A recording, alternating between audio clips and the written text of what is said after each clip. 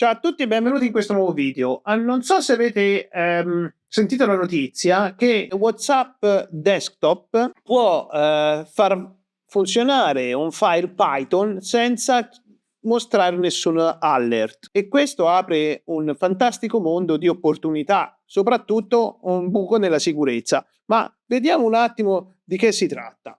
Allora, prima cosa ti faccio vedere cosa ho fatto io. Qui è una piccola reverse shell che ho fatto con Python e ho salvato ovviamente il file. Poi di qua ho la mia macchina Kali che ti faccio vedere e andiamo a fare il login. Kali, ok, ipconfig, guardiamo un attimo il ipconfig, eccolo qua, IP205, ok, perfetto.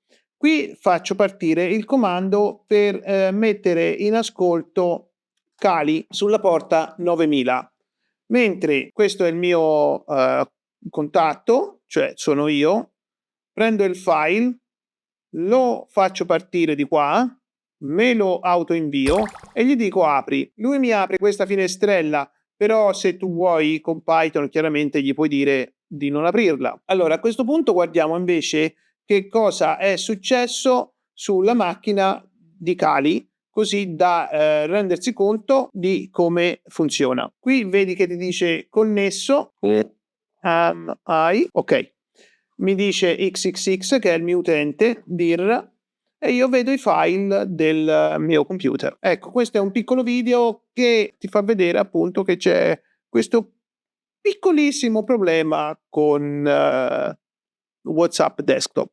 Spero che WhatsApp risolva al più presto il problema, perché è un bel problema. Detto questo, ti ringrazio per aver guardato questo piccolissimo video e al prossimo.